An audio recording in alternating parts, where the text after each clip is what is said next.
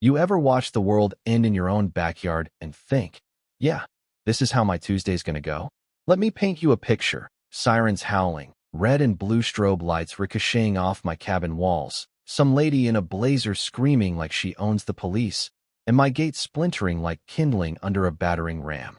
I swear, for a split second, I thought maybe I'd finally lost it after all those years in SWAT. But when I saw Karen's face go pale as a ghost, like something ancient and vengeful just crawled up out of the lake, I knew, right then, this wasn't just some neighborhood drama gone wild. This was war, the kind that blows through your life and leaves you standing in the ruins wondering who you even are anymore. Yeah, that happened. But you gotta back up a bit to understand how a lakeside retirement dream can twist into a Cold War nightmare.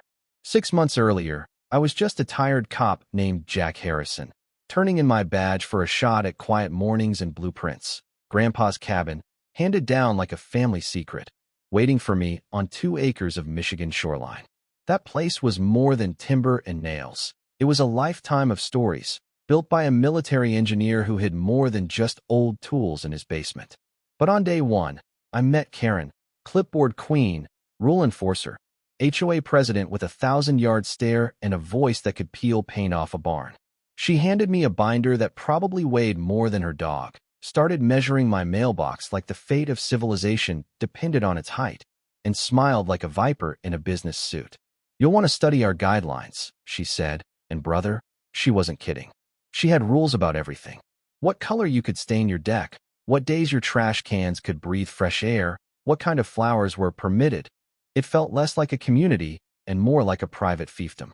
At first, it was almost funny. But then came the violation notices, pinned to my door like a scarlet letter.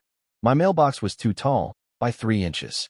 My dock, which had sat on that lake longer than Karen had been alive, now violated some imaginary setback. My shed, an unapproved structure, even though it predated the HOA itself. She even called my fire pit a public menace, which was wild since it met every fire code in the county. You know what I mean? It wasn't about the rules. It was about control, and nobody else got the treatment. Mrs. Peterson's pink mailbox sailed past inspection. The Johnsons' fence was twice the legal height, but Karen laser-focused on my property, like I was the one variable she couldn't account for. Now here's the twist. She wasn't just a petty tyrant. She'd bought up most of the homes in the development at cut-rate prices, filled them with tenants who followed her like sheep, and seemed obsessed with the 5 properties that ring my cabin. At first, I thought, sure, maybe she's clearing a path for a new development, but her attention was surgical. She'd grill me about my basement, what renovations I was planning, whether I'd noticed odd noises, if I was experiencing electromagnetic disturbances. Seemed weird, right? Then I started hearing it. A faint beeping, buried deep below the floorboards. 3 short chirps every 6 hours, as steady as a heartbeat. Grandpa had been hush-hush about his military work, but now those old stories started echoing in my head. Something was down there. Something Karen wanted. It escalated fast. She showed up one morning with 2 muscle-bound contractors claiming to be federal agents, waving a search warrant so official-looking I half believed it myself. No badges, no local accents, just cold professionalism and eyes that never smiled. They made a beeline for my basement, not even pretending to check the rest of the house. And that's when I saw, poking out of Karen's paperwork, a floor plan of my cabin with the basement circled in red, coordinates written in military shorthand. While they tore through my house, I slipped into Grandpa's study. I'd always wondered about the old safe hidden in the wall, never bothered to open it. Now, hands shaking, I punched in the code. Inside, wrapped in oiled cloth, was a letter dated right before he died. "Jack, if you're reading this, they've come for Project Sanguine," he explained in blunt, chilling language that beneath our feet was a Cold War ELF transmitter, an ultra-low frequency radio station built to talk to submarines in the deepest Pacific. It was a backdoor, a heartbeat for the entire nuclear fleet. And the beeping? That was the signal. If someone cracked the codes, they could out our subs, turn invisible war machines into sitting ducks. Karen, it turned out, was hunting more than HOA violations. The contractors ransacked my place but came up empty, getting more frustrated by the minute. I could hear Karen outside, pacing, muttering into a headset, anxious for some signal. They left without finding the safe or the letter, but I knew they'd be back, and next time, they wouldn't bother with the pretense. I called my old SWAT buddy, Mike Rodriguez, now FBI, told him things were getting dicey. He said to sit tight. Backup was on the way, but you know how it goes with the feds. Red tape wrapped around red tape. Then Karen pulled her wildest move yet, an HOA meeting with every neighbor present. But this time, the air was thick with some sickly sweet scent. People sat slack-jawed, docile, like they'd been dosed. Karen fired off questions about beeping noises, radio interference, whether anyone had seen government types near my place. Every answer was fuzzy, vague, compliant.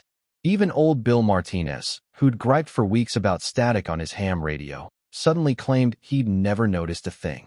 That's when it hit me. Whatever Karen had pumped into the air, it was erasing memories. She was rewriting the whole neighborhood's recollection, deleting any clue about what was really going on.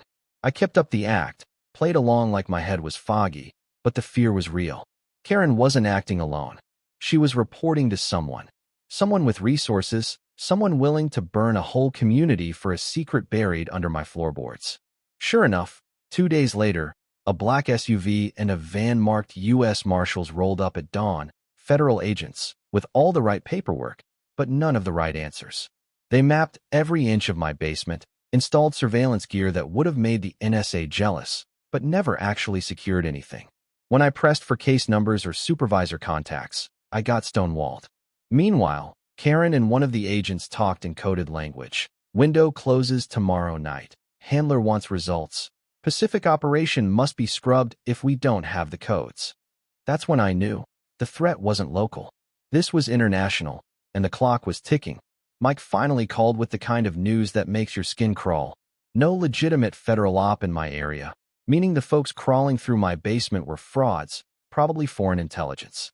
Worse, intercepted communications suggested coordinated attacks on ELF stations up and down the West Coast. Someone was trying to blind the entire U.S. submarine fleet before a major deployment. Just when it seemed like all hope was gone, the twist hit. FBI surveillance uncovered why Karen was so obsessed, why she'd gone from annoying to dangerous. Her daughter, Emma, had been kidnapped 6 months ago in Prague. The people holding her weren't after money. They were using Emma as leverage, forcing Karen to run interference for their operation. That's why she'd bought out the neighbors, why she'd targeted me. She was a mother trapped in a nightmare, her every move dictated by video threats of torture and death sent from half a world away. By now, every agency from the Navy to the NSA was involved. They rigged my basement with countermeasures, honey traps for Petrov, the Russian colonel leading the op, who arrived at my cabin that night with his hit team. Karen's hands shook as she tried to play the role of dutiful collaborator, but her eyes told another story. A woman at the edge, desperate, broken, still fighting for a way out. The tension snapped when Petrov, sensing something was wrong, triggered an electronic blackout, prepping charges to blow the ELF station rather than let it fall into American hands. Outside, I heard the thump of helicopters, Mike's team, coming in fast, but no way to know if they'd be in time. Seconds from detonation, Karen made her move, diving for the explosive, wrestling it away from Petrov's tech and screaming. Emma would never forgive me for letting her death destroy innocent lives. She held the charge to her chest, forcing the assassins to hesitate. That was the opening. FBI agents stormed the cabin. Petrov's crew tried to hold their ground, but outgunned and outmaneuvered. They surrendered. No dramatic gunfight, just quiet defeat. The look of professionals who knew their game was up. Emma was rescued in Prague that night, thanks to a last-minute trace on Petrov's comms. Karen's ordeal wasn't over. She faced charges, sure, but the world saw her for what she really was. A mother pushed past her breaking point, forced to choose between her child and her country. The community, finally learning the truth, rallied to rebuild, rewriting bylaws, stripping the HOA of unchecked power, creating safeguards against anyone ever wielding that kind of control again. In the aftermath, the government secured Grandpa's ELF station, hiring me as a consultant to help safeguard similar installations. Karen and Emma, under new names, started fresh across the lake. We crossed paths sometimes, trading nods, a kind of silent acknowledgement that neither of us chose these battles, but we fought them as best we could. And as I stood on my porch, Watching the sun melt into the water, I realized the real line between heroes and villains isn't as clear as we like to think. Sometimes, the villain's just someone who ran out of options. Sometimes, justice isn't a hammer, it's a question. Would you have done anything different?